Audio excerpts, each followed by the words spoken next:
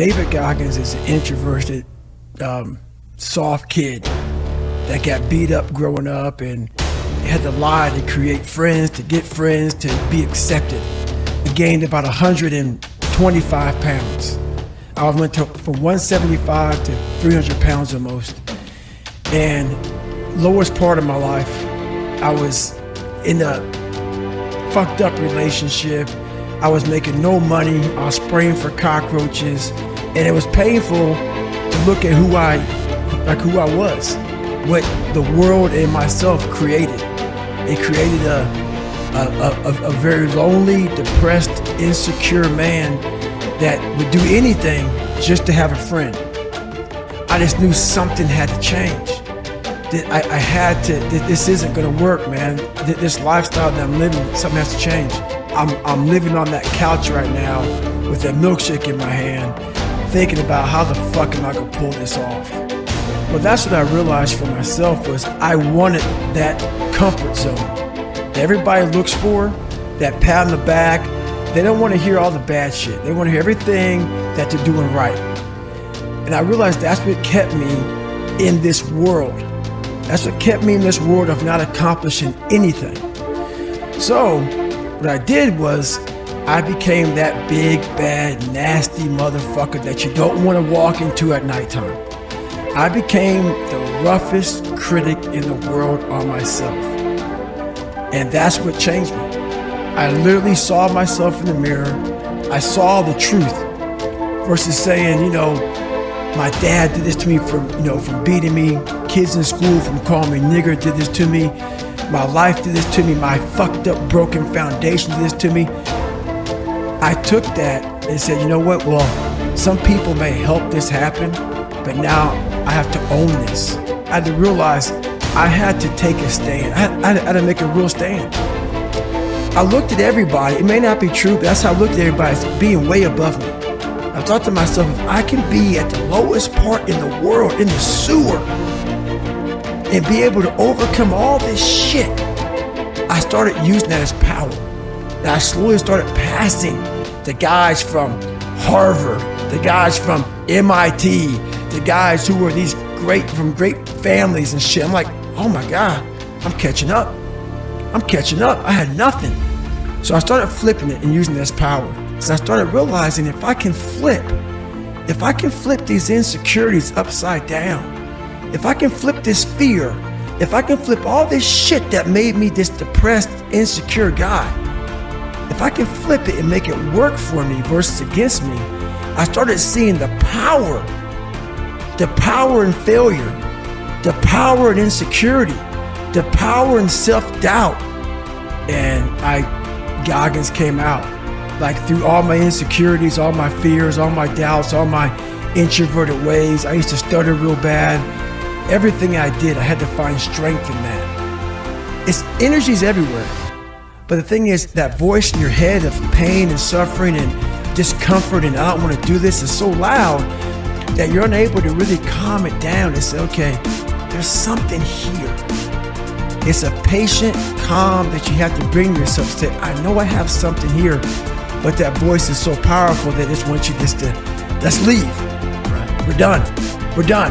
It spazzes you out and you want to go versus saying, let's take a second. Hang on. Before we spaz the fuck out, hang on.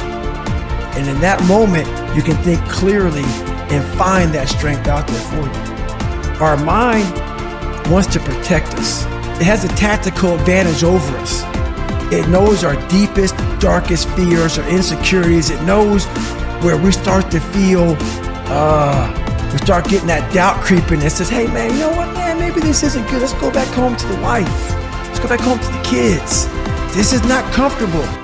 The mind's like, I want to be in charge of you. I don't want you to be in charge of me. So it tells you, let's just stop right here. But once you start breaking through that barrier and start breaking down that governor that you've put in your mind, because we forget we are in control of our mind. We believe it's the other way around. No, we put in our minds what we should do, but we believe our mind is telling us, it's giving us all this feedback. we have to reprogram it and tell us, no, we're good. We're good, this sucks, but it's okay. A lot of us don't know of a whole nother world that exists. It's on the other side of suffering. Once you break these barriers that you have made for yourself, like the mind is the most powerful thing in the world. It is so amazing that I used to be a 300-pound guy and I thought that was it. Could barely read, could do anything, and now what was inside that person was this guy that's in front of you today. That's how scary the mind is. And that's what I started realizing through this journey, is that once I got a taste of, wow, man, I haven't even begun to crack what the mind is capable of. And when I started realizing is on the other end of suffering, that's the real growth of life. If you walk into any kind of event, whether it be physical or mental, if you walk in with already putting that block on your mind of, man, this ain't gonna happen. People go, how did you run 135 miles to Death Valley? How did you run 100 miles with no training? Because I went into it not thinking, I can't do this, man. So until your mind is open to the possibilities that I can do this, you would never be able to do it. Once the mind starts to believe it can be achieved, it then, only then, does it start to break down tactically how we can do this. Until then, you're gonna always lose. You can fucking achieve the absolute impossible. You don't need great parents. You don't need like a private school. You don't need to have this humongous GPA and all this other shit. What you need was just straight up brutal work ethic. You have to be willing to outwork everybody in the world. And that's the hard part. Life's about self-discipline. It is about self-discipline. We tend to do the things that are easy. And that is it builds no mental toughness, it builds no mental hardening, it builds nothing. When you work out, working out is where you can build that the fastest. Because it's a constant, it gives you instant feedback. Yeah, you may not lose the weight you want to real fast, but the discipline it takes, it transfers over to all aspects of your life.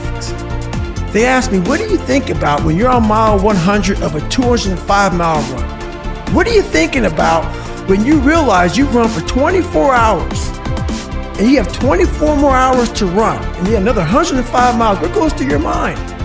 What do you say to yourself? I want to know. So what I realized, when I get to that point where I want to quit, everybody, they get to the point where they want to quit. This is what happens. The mind tells you, let's go home. Let's take a warm shower. Let's get some food.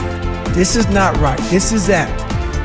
If you cannot answer the questions at that moment, because your mind's gonna start giving you all these questions. And if you can't answer them, you're going to quit. What I realized when I was going through Buds, Ranger School, all this 100-mile race, 200-mile races, pull-up records, my mind would come creeping in.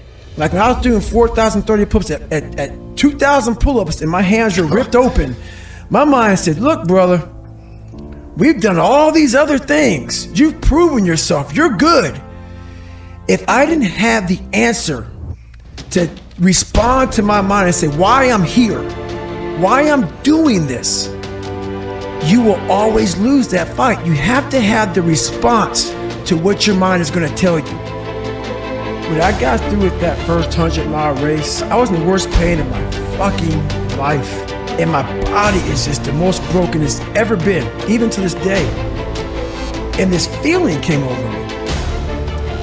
I had drained myself of every bit of strength, energy I had.